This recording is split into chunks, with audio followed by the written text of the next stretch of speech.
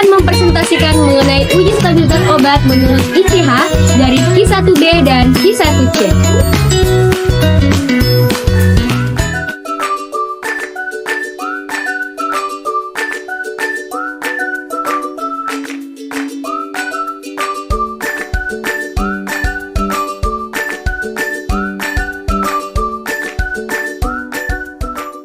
ICH merupakan lembaga internasional yang menyatukan otoritas regulasi Eropa, Jepang, dan Amerika Serikat, serta para ahli dari industri farmasi untuk membahas aspek kimia dan teknis. Tujuan dari ICH adalah untuk mengurangi atau menghilangkan kebutuhan untuk mengandalkan pengujian yang dilakukan selama penelitian dan pengembangan obat-obatan baru dengan merekomendasikan cara untuk mencapai harmonisasi yang lebih baik dalam interpretasi dan penerapan pedoman teknis serta persyaratan atau untuk registrasi produk. IC atau International Conference Harmonization. Uji stabilitas secara singkat dapat didefinisikan sebagai suatu ketentuan bagi industri farmasi yang dibuat untuk memastikan agar mutu obat yang dihasilkan sesuai persyaratan yang telah ditetapkan. Uji stabilitas mencakup seluruh aspek produksi dan pengendalian mutu. Dengan demikian, keamanan, efikasi dan khasiat obat dapat. Adapun tujuan dari stabilitas obat adalah untuk membuktikan kualitas suatu bahan obat atau produk obat bervariasi dengan waktu di bawah pengaruh berbagai faktor lingkungan seperti suhu, kelembaban, dan cahaya, dan untuk menetapkan periode pengujian ulang untuk zat obat atau umur simpan untuk produk obat dan kondisi penyimpanan yang disarankan. Uji stabilitas berdasarkan pedoman ICQ-1B meliputi 5 tahap. Yang pertama, pengujian fotostabilitas. Yang kedua, sumber cahaya. Yang ketiga, menentukan kondisi tes. Yang keempat, penyajian sampel. Dan yang kelima, analisis sampel. Pengujian fotostabilitas. Pengujian fotostabilitas dianjurkan untuk dilakukan pada batch tunggal dari suatu bahan. Namun, penelitian tersebut harus dapat diulang jika terdapat variasi dari perubahan yang terjadi di dalam suatu produk, misalnya formulasi kemasan. Pedoman yang diberikan terutama dari photostability yakni informasi untuk pengajuan dalam aplikasi pendaftaran atau entitas molekul baru dan produk obat terkait. Pedoman tidak mencakup photostability obat setelah pemberian, yaitu di bawah kondisi dari penggunaan dan aplikasi yang tidak tercakup oleh pedoman induk. Prinsip pengujian stabilitas berdasarkan pedoman ICH, sebuah pendekatan sistematis untuk pengujian photostability dianjurkan meliputi sebagai yang sesuai studi seperti yang pertama, tes pada zat obat, yang kedua, tes pada produk obat yang terbuka di luar kemasan langsung, yang ketiga, tes pada produk obat di dalam kemasan langsung, dan jika perlu, tes pada produk obat dalam paket pemasaran. Sumber cahaya. Sumber cahaya yang dijelaskan di bawah ini dapat digunakan untuk pengujian photostability. Pemohon harus dapat mempertahankan dengan baik kontrol dari suhu untuk meminimalkan pengaruh perubahan suhu lokal dengan menyertakan kontrol negatif di lingkungan yang sama. Yang pertama, tabung buatan siang hari alami. Hasilnya akan terlihat memberikan simulasi siang hari alami dan juga harus memberikan simulasi dari sinar UV alami. Tabung neon cocok karena memberikan pencahayaan di area yang lebih luas dan juga memiliki pH rendah serta popularitas yang tinggi. Yang kedua, lampu xenon. Hal ini juga diketahui bahwa lampu xenon memberikan simulasi yang mirip dari sinar matahari dibanding sumber buatan yang dapat memberikan radiasi keseluruhan sama dengan sinar matahari alami. Dipilih sejumlah laboratorium farmasi yang menunjukkan bahwa laboratorium ini ingin mereproduksi cahaya alami semirip mungkin. Lampu tungsten merkuri memberikan tingkat cahaya yang tampak tinggi dengan komponen UV kecil atau sangat kecil tergantung spesifikasinya. Yang kedua, lampu laboratorium.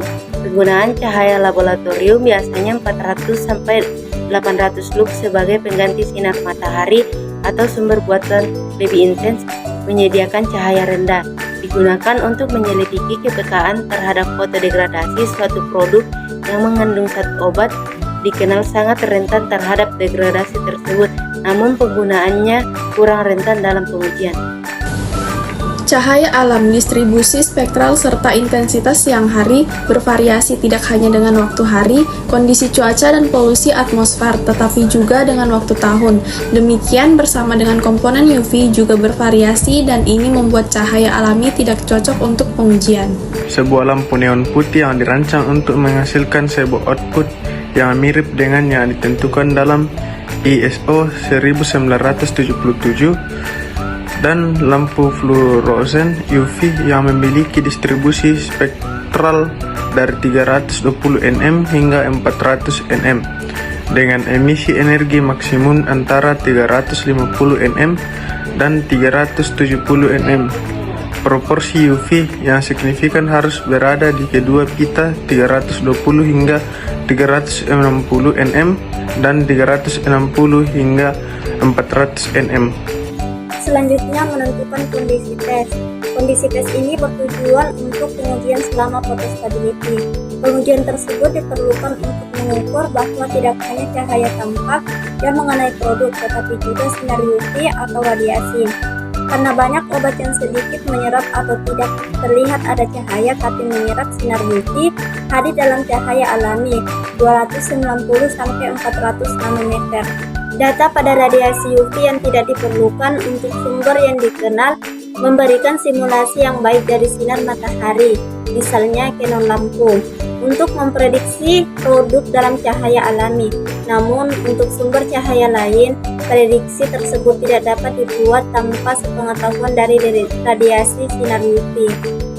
Penyajian sampel untuk produk obat ketika pengujian dilakukan di luar kemasan utama, mereka khusus disajikan dengan cara yang mirip dengan kondisi yang disebut. Untuk zat obat sampel harus diposisikan untuk memberikan area maksimum paparan sumber cahaya, misalnya tablet kapsul harus disebar dalam satu lapisan.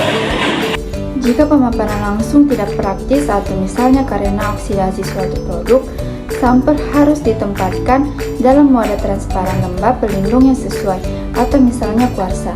Jika pengujian produk obat dalam wadah langsung atau sesuai kebutuhan pasar, sampel harus ditempatkan secara horizontal atau transversal terhadap sumber cahaya, mana saja yang memberikan paparan sampel yang paling seragam.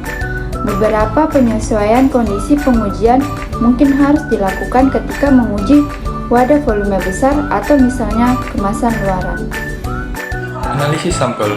Pada periode paparan akhir, sampel harus diperiksa untuk setiap perubahan sifat fisik seperti kejernihan penampilan, warna lingkungan, dan untuk uji serta degradasi dengan metode yang divalidasi untuk produk yang kemungkinan muncul dari proses degradasi fotokimia.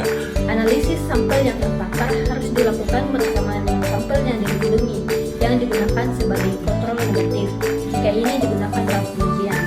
Untuk pertimbangan pengambilan sampel produk obat seperti melakukan homogenisasi dari seluruh sampel berlaku untuk bahan lain yang mungkin tidak homogen setelah kepajanan, misalnya krim, salet, dan suspensi.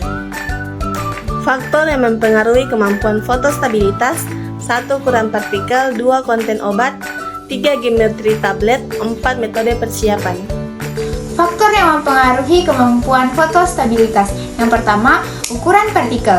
Ketika ukuran partikel menurun, laju degradasi meningkat karena peningkatan luas permukaan yang terpapar cahaya. Namun, pengaruh ukuran partikel serbuk obat tidak akan berpengaruh ketika dimasukkan ke dalam tablet. Yang kedua, konten obat.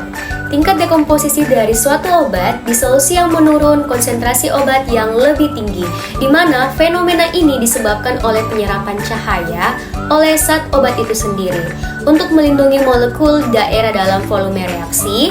Tetapi untuk tablet, fotostabilitas meningkat dengan meningkatkan kandungan obat. 3. Geometri tablet, di mana diameter dan ukuran tablet tergantung pada kandungan obat.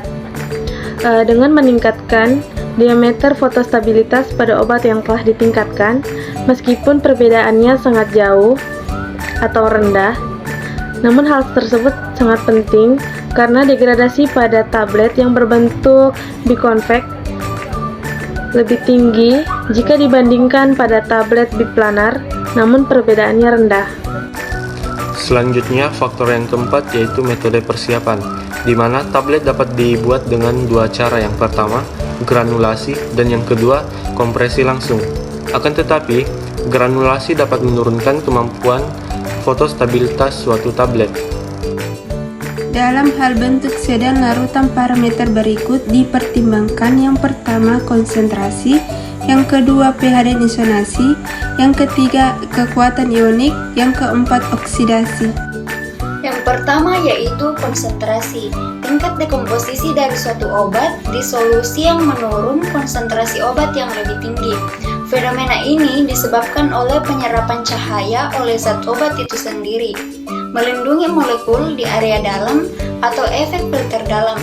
Sebagian dari cahaya akan dapat diserap dekat dengan permukaan sampel jika larutan mengandung zat obat dalam konsentrasi tinggi.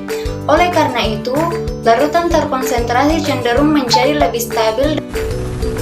Yang kedua yaitu pH dan ionisasi.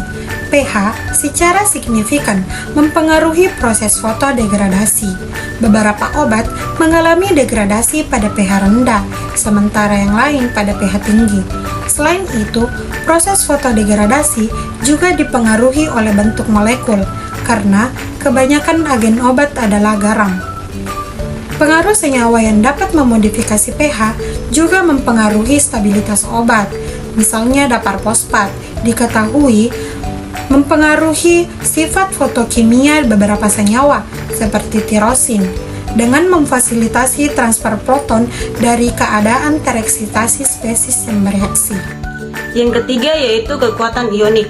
Peningkatan kekuatan ion dilaporkan memiliki efek photostabilizing pada obat-obatan tertentu dengan memberikan lapisan pelindung ion terlarut di sekitar molekul bereaksi. Pada sebaliknya, studi pada lomefloxacin melaporkan bahwa kekuatan ionik yang tinggi di lomefloxacin larutan hidroklorida.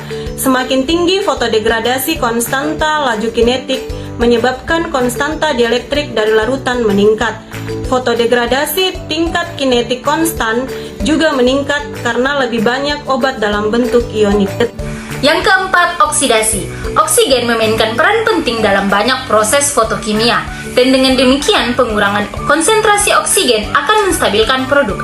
Efek antioksidan dan agen helating tidak dapat diprediksi. Efeknya tergantung pada lingkungan dan kondisi cahaya. Oleh karena itu, harus dievaluasi dengan cermat. Penambahan zat berwarna yang memiliki panjang gelombang serapan yang sama dengan molekul obat terbukti menstabilkan obat dalam berbagai sediaan. Nifedipin telah terbukti meningkatkan kemampuan fotostabilitas dengan berbagai metode. Dikatakan bentuk sediaan baru apabila yang pertama, zat aktif yang sama, yang kedua, bentuk sediaan yang sama, tetapi rute pemberian sama, yang ketiga, rute administrasi yang berbeda. Bentuk sediaan baru didefinisikan sebagai produk obat yang berbeda jenis produk farmasi, tetapi mengandung zat aktif yang sama seperti yang disertakan dalam produk obat yang ada yang disetujui oleh otoritas pengatur terkait. Jenis produk farmasi tersebut termasuk produk dari administrasi yang berbeda rute, misalnya oral ke parenteral, fungsionalitas atau sistem penyampaian khusus baru, misalnya tablet rilis segera ke tablet rilis modifikasi, dan dosis yang berbeda bentuk rute administrasi yang sama, misalnya kapsul ke tablet atau larutan ke suspensi. Protokol stabilitas untuk bentuk sediaan baru harus mengikuti panduan pada pedoman stabilitas pada prinsipnya. Namun, database yang berkurang di waktu pengiriman, misalnya data dipercepat 6 bulan dan data jangka panjang 6 bulan dari studi yang sedang berlangsung, mungkin dapat diterima pada kasus-kasus tertentu yang dibenarkan. Untuk bentuk sediaan baru, data stabilitas yang diminta biasanya lebih terbatas dibandingkan dengan data stabilitas pada saat pengembangan obat baru. Diperlukan data stabilitas pada uji kondisi long term, accelerate, dan intermediate jika relevan. Pengujian stabilitas dilakukan dalam kondisi suhu dan kelembapan yang ditetapkan berdasarkan zona iklim tempat obat akan dipasarkan. Umumnya, kondisi uji stabilitas meliputi kondisi long term 25 derajat Celcius kurang lebih 2 derajat Celcius per 60%, relative humidity kurang lebih 5%. Kondisi accelerated 40 derajat Celcius kurang lebih 2 derajat Celcius per 75%, relative humidity kurang lebih 5%. Kondisi intermediate atau opsional 30 derajat Celcius kurang lebih 2 derajat Celcius per 65%, relative humidity kurang lebih 5%. Waktu penyimpanan sampel pada studi long term minimal 12 bulan, pada studi accelerated 6 bulan. Jika studi long term menunjukkan stabilitas pada penyimpanan awal, maka uji intermediate mungkin tidak diperlukan. Prosedur stabilitas Q1C. Secara umum, prosedur uji stabilitas Q1C tidak jauh berbeda dengan Q1A. Hanya saja pada Q1C difokuskan pada bentuk sediaan atau rute administrasi yang berbeda. Demikian